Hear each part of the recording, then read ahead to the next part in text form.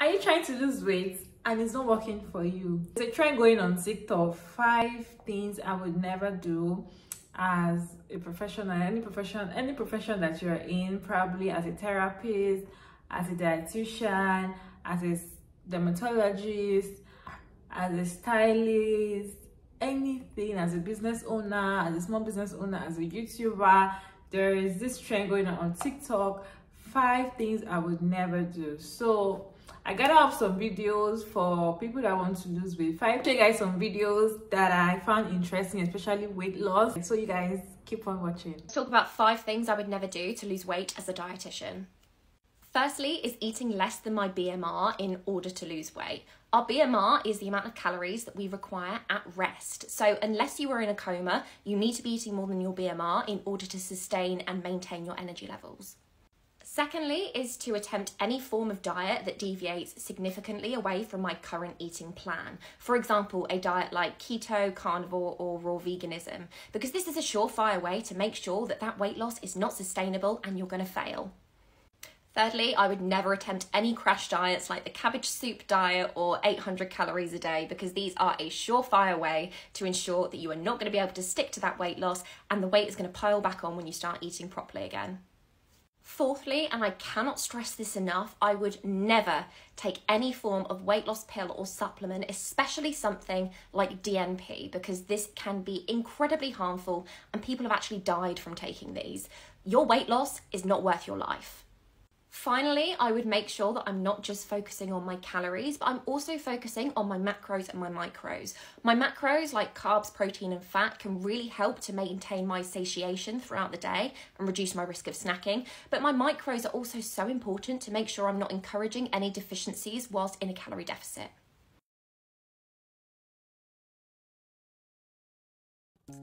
Five things I would never do after becoming a dietitian. 1. Categorize foods as good and bad. Not every food is meant to provide nutrients, and not every food is going to be providing the same nutrient. That's why we eat a variety of foods. And yes, some foods are providing us with joy and comfort. That's okay. Number 2, assume someone is unhealthy based on their body. Bodies are not business cards. If we're talking about health based on lab values or whether someone is eating nutrient-dense foods or getting in more movement, a lot of folks in larger bodies are doing those things and have great lab values. And on the opposite spectrum, a lot of folks in thinner bodies don't have great lab values and don't eat nutrient foods or get in a lot of movement. Stop assuming. Number 3, healthify foods. The time and energy I spent making black bean brownies or nice cream when I could have just enjoyed ice cream and brownies. If you want to swap out something or if you're interested in trying out a new recipe, that's fine.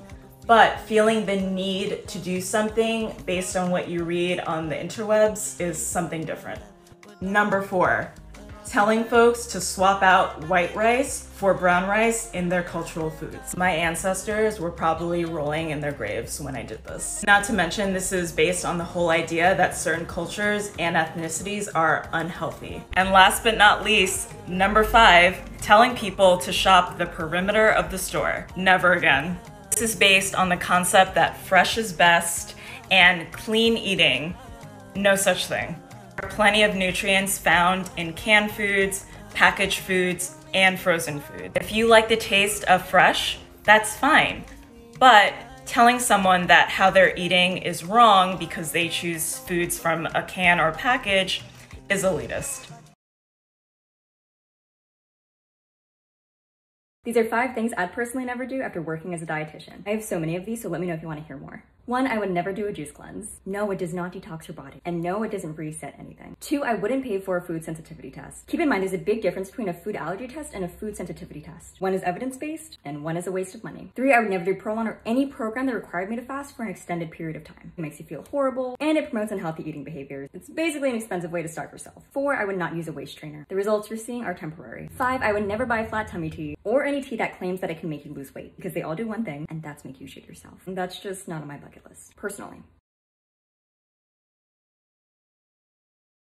I'm Dr. Lydia Atkins as a functional medicine practitioner who focuses on sustainable weight loss. Here are 5 things I would not recommend for weight loss. Some may be controversial, but here they are. Number 1, I would not base my weight loss on a calorie deficit alone. Even low-calorie foods could be inflammatory triggers. If you miss it, it will give you a false sense of being on the right track and the number on the scale will continue to be stuck. Number 2, I would never recommend diet drinks, especially diet sodas for weight loss. Due to phosphorus content, sodas can lead to decrease in bone density. Also, use of sugar replacements and especially aspartame have been linked to chronic body inflammation, depression, and recent studies even suggest increase in sugar cravings. Number 3, I would never recommend fat burners or diet pills. Most cause temporary weight loss, not a sustainable solution, and they have been associated with cardiovascular side effects. Number 4, I would never recommend to replace butter for margarine. Most margarine brands contain trans fats, which are in fact worse for your health than saturated fats found in butter. Plus, there never was good enough evidence that replacing the butter for margarine decreases the chances of cardiovascular disease. Number 5, I would never recommend keto diets. Long-term use can lead to cardiovascular complications. Also not a sustainable approach for long-term weight loss. There's something about the weight loss thing that I don't agree with, which is the detox. They were like, if you detox, detoxing is not a way, they will never do it because it doesn't work, juice cleanse and all of that. For me, it works for me. I don't know why. I don't know if you use detox seeds or juice cleanse to cleanse your system and it works for you. Let me know in the comment section. It's not like it actually makes me slim down drastically, but I love the feeling it gives. It makes me feel lighter. It actually gave me flat tummy, to be honest, when I actually really detox and cleanse my body with juice and natural products. They work so well. I agree with the fact that pills doesn't make you lose weight. I agree with that because I have actually bought a particular pill then when I was trying to lose weight, max slimming pill. They're like 7 kg, lose 7 kg in 7 days. That didn't do jack because I used it for 30 days and I didn't see nothing. I still even have serum. I just hope that's not expired. I have some, like I bought a lot. I have to stop selling it because I don't know how to sell something that is not working for someone. So I had to stop selling it at a point. So I can tell that doesn't work. I don't know about injection because personally I've not tried injection before, but I've seen someone that have used injection before that worked for them. I don't know what else the person added to their routine, but I like to judge some things based on my own perspective. So yeah, what have you tried to do? And there's something that got me surprised, which is keto diet. I never knew keto dieting was something bad because I feel like people do it when you see Nigerians, especially. I have friends that I'm doing keto. Okay, because me, I can't even do keto because I don't like fat. That I have to be selective with the kind of food I eat. I'll be in a place I'll be like, I don't do, did you use palm oil? Or I don't even know what keto is all about. But you guys, I cannot do it.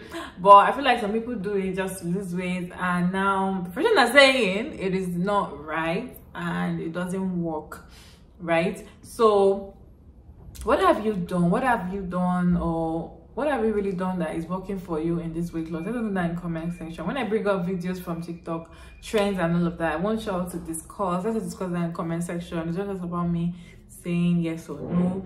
I'm trying to discuss about it. I really want to hear your guys' opinion about this whole thing. So let me know down in the comment section and I'll see you guys in my next one. Bye.